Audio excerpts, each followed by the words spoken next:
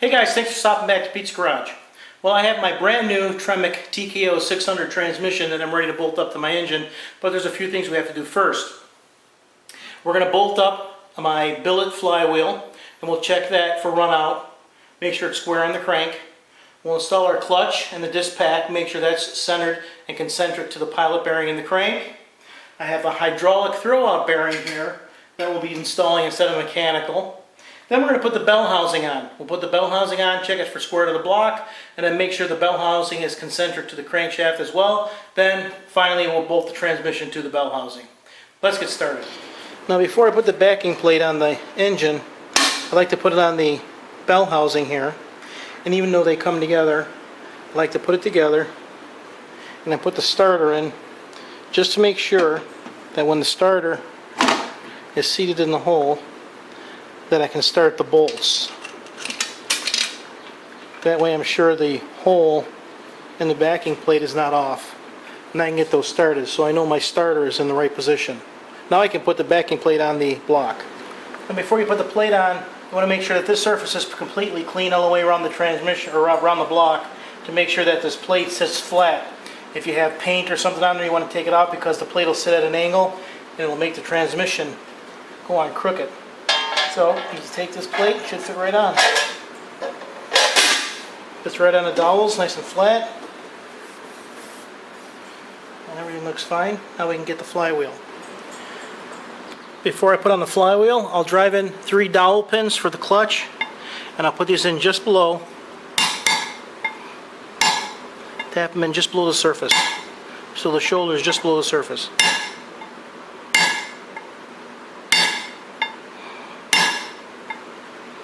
Just like that, just below the surface. So there are 3 kinds of flywheels. You'll have your stock cast iron replacement flywheel. You'll have a flywheel like this, which is a billet steel flywheel. And you can also have an aluminum flywheel with steel ring gear and steel plate put on the aluminum. Now remember, this is a rotating mass that rotates around the crank, so the heavier it is, the more it takes to get it rotating, but once it's rotating, it wants to stay rotating. So a lighter flywheel, like aluminum, would be easier to spin up quicker, and the billet, like this, is pretty heavy. Takes a little bit more to get it going. This is a zero balance flywheel, although it has comes with a 28-ounce weight on here, and that weight is put on there so that it can be balanced with the crankshaft. Now, if you remember when I built the engine for this, I said I had a balanced rotating assembly.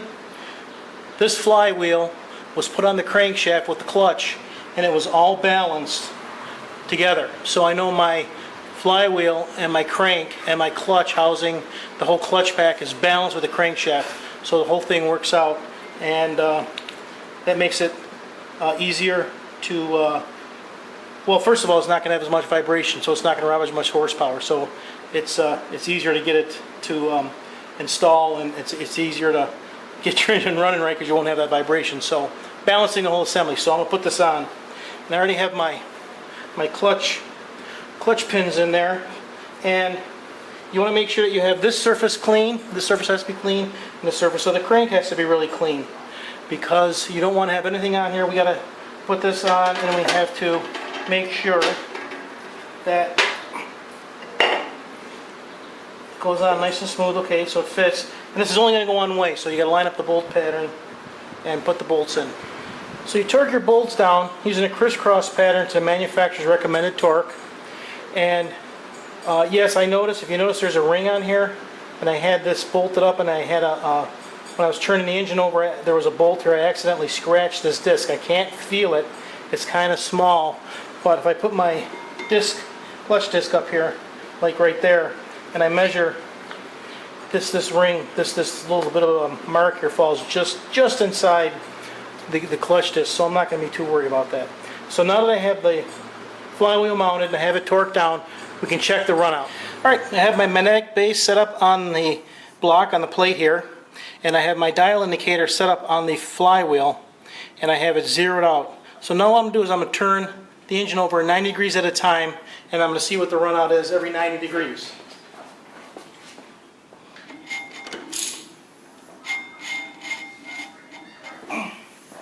First 90, right on, 0.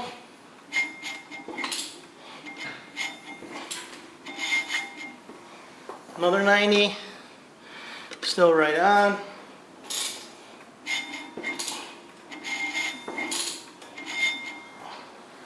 Another 90. Still right on.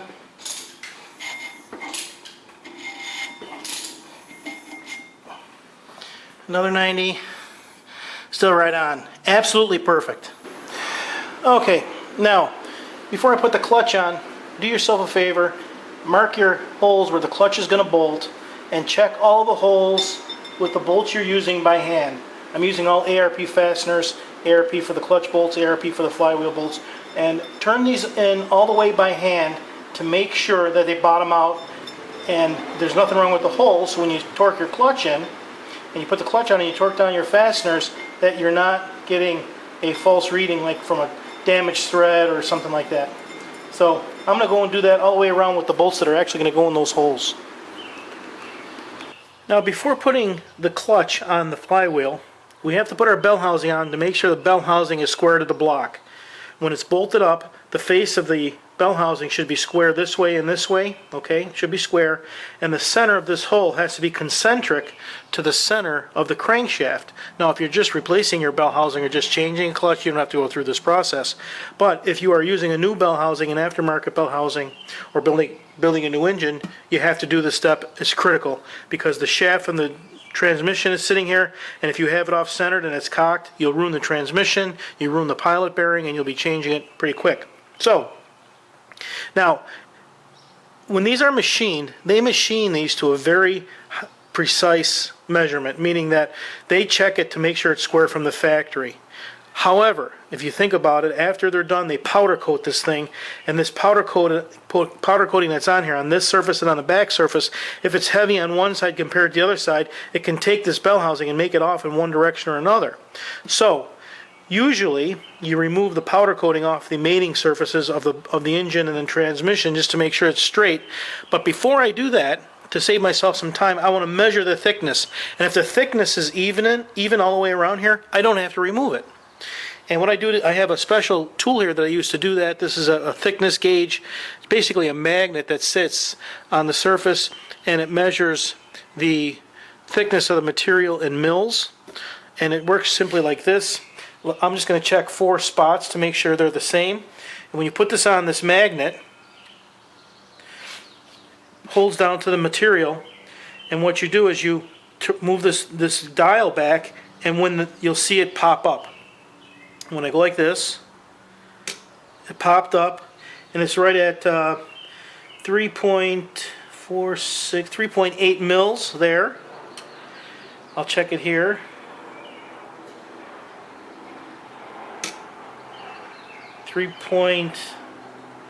Just over 3.8 mils there.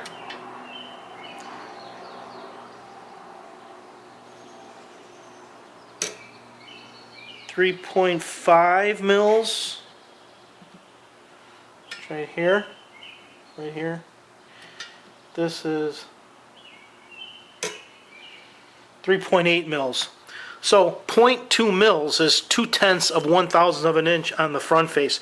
Now I'll check the back face, and if I turn this over, the back surface should be the same way. I'll just do this real quick to check. So we got, on this side, we got 3.8 mils, and you can just see on the back there, you can see how the reading is. It just gives you a reading of how thick that is. And I'll check on, so you only have the transmission light bolts up to here, so let's check here. We have 3.8.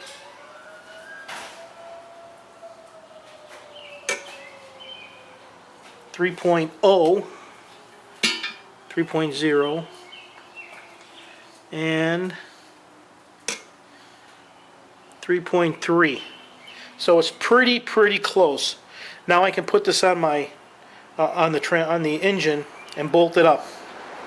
Now when you do that, the powder coating that's in the dowel holes that go on the engine, that's going to be enough. These are precision machine holes, and the dowel probably won't fit in there. So I just ground out the powder coating, and that's in each one of the dowel holes on each side of the bell housing.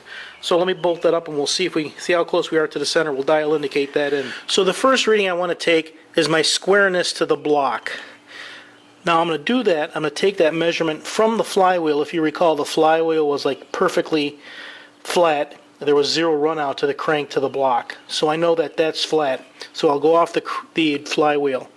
And I have my bell housing bolted and torqued down to the block. And I'm simply going to take a dial indicator, just a regular dial caliper, and I'm going to put it in here. And I'm going to run it, and I'm going to try and get it flat, nice and square, and flat. And just take a reading. We got 35. Now the tolerance is 5 thousandths. So I'll take a few readings here. Oh, sorry.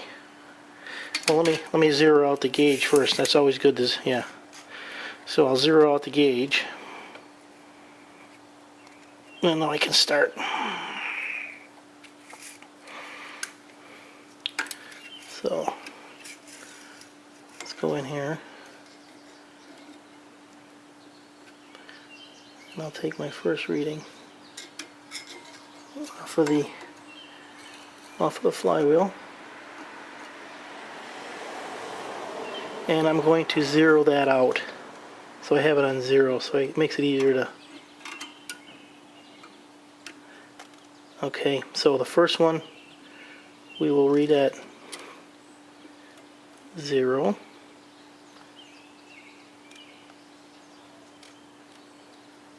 Okay, 0 there. I'll take a reading down here.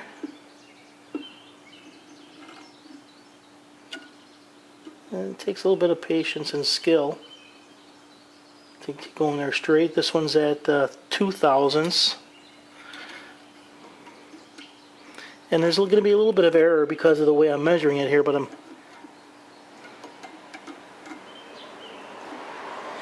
trying to get it as close as possible.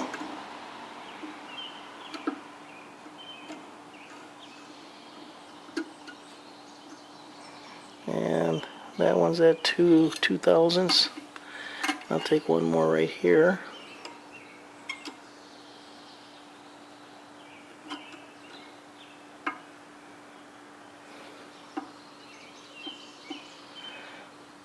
And make sure it's flat on the... And this one's right at 3 thousandths. So now we're confident that the bell housing is square to the block. Now we have to check the concentricity of the internal of this where the transmission mounts to the flywheel. I'll get my magnetic base and dial indicator for that. Now what we do is we have the dial indicator set up on the flywheel. It's set up, and I have it down here at 0. I'm going to start at the 6 o'clock position and go at 0 and measure every 90 degrees. So we'll go ahead and turn it. Okay, went a little bit too far, but we'll say call it close. And this is minus 7 here. Okay, we'll turn it again. Top, right there. And that is minus 9. We'll do it one more time.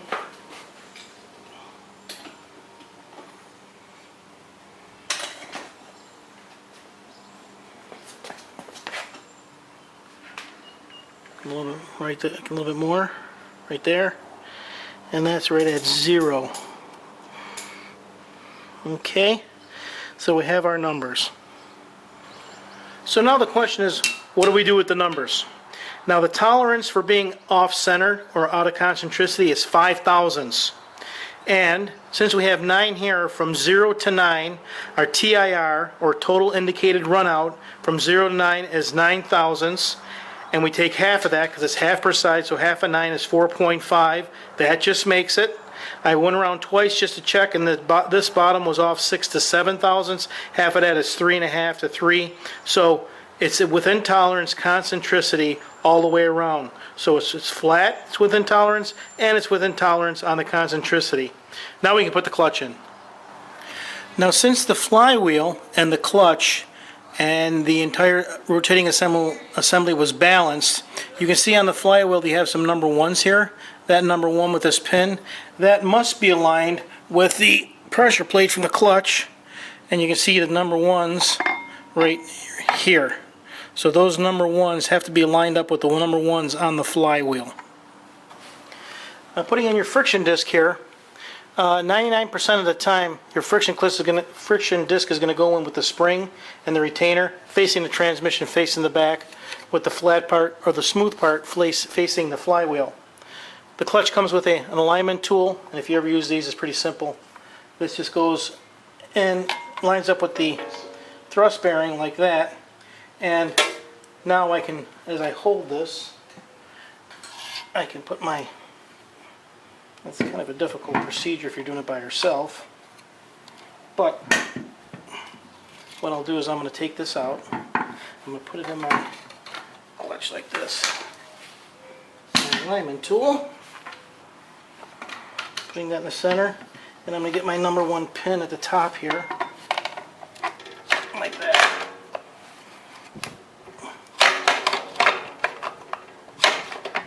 Get that aligned.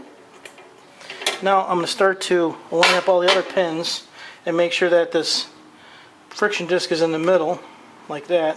And I'm going to start to hand thread in all my bolts, and I'll use a little bit of red Loctite on each one, and I'll put them down, run them down just by hand until I get this centered and I have it nice and tight. Alright, all my bolts are hand tight. A note here, do not ever use air tools, power tools, or anything to put your clutch on. Always do it by hand. I can't tell you how many times I've taken out these bolts and the holes are stripped. Now I have 6 bolts here, and I'm going to torque these down in 3 steps. First 18, 25, then to 30. 6 bolts, I'll use a star pattern. I'll go 1, 2, 3, 4, 5, 6. And I'll do that for each torque level. Torquing in a star pattern. And I'll first do it to 18.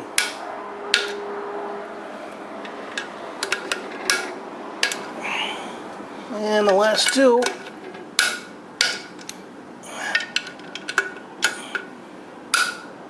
Alright, the clutch is tightened down. First I went 18 foot-pounds, then 25, then 30, in the star pattern all the way around. Okay, now that the clutch is installed, I have to set up the throwout bearing inside the transmission and set the clearance.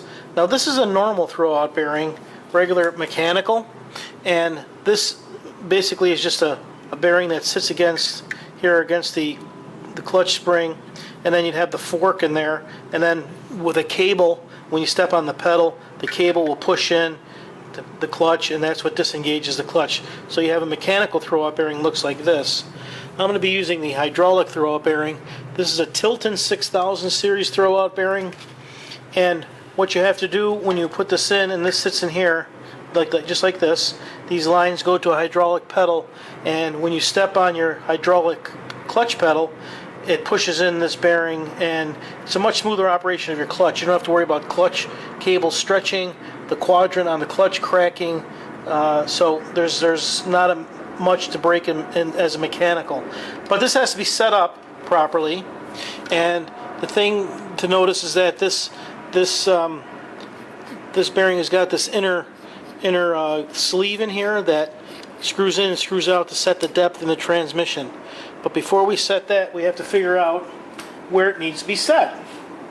So there needs to be about 1/8 of an inch clearance between the throwout bearing and the fingers in there.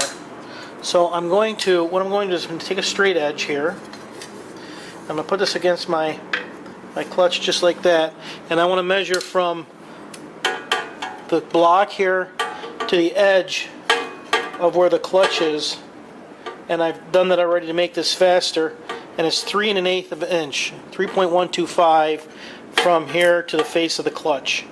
So now we can go to the transmission and set up the bearing. Okay, the bell housing is mounted to the transmission, and what I have to do is I have to take my throwout bearing here. I'm just going to run the lines through here. I'm going to push the throwout bearing onto the shaft of the transmission, bottom it out. Now what I have to do is measure from the face of the bell housing to the bearing on the throwout bearing, and I'm going to do it the same way. I'm going to put a straight edge across, and I'm going to measure all the way down to the bearing and get that straight, and it looks like it's about 900 thousandths, pretty close. So I got to move this in about 800 thousandths. What I have to do is I have to bring the throwout bearing out this way closer to the clutch, about 800 thousandths. So what I'll do, I'll take the throwout bearing out, and I'm going to measure. I'm going to measure how far this is sticking out with my caliper. And this is 450. So I'm going to go out 800 thousandths, so I'm going to go to about 850. And I do that by just unscrewing this right here. And I measure again. And I'm at 720. And I'll just keep doing that until I get the right setting. Now with the distance set, I have to put in the shoulder screw. The shoulder screw here goes in the anti-rotate, and that's got to go into that screw there, but you can't screw it in because there's no threads. But they provide you with this screw that has the threads in here, so I have to replace this screw with this threaded screw insert, and then I can put in my shoulder screw. I have my threaded bolt down at the bottom, and I have my shoulder screw, little red Loctite on threads. Line that up like that. There, that's what holds my anti-rotate on there. All I have to do is snug that down, I'll be all set. After you get the bell housing back on, choose the right spacer that comes with the transmission, or with the bell housing. Put the right spacer in there for the transmission, and it should slide right in. This slid right into the yoke and into the pilot bearing, and put in your 4 bolts, and you're all bolted up. So now that the drivetrain is complete, I have it sitting in the frame here, and it's ready to be bolted up. But we have to make some motor mounts. So next we'll be making some motor mounts, got to make a transmission mount, measure for the custom drive shaft, then we'll start going to put in the fuel system, cooling system, electrical system, so we can fire this baby up. Thanks for stopping by Pete's Garage.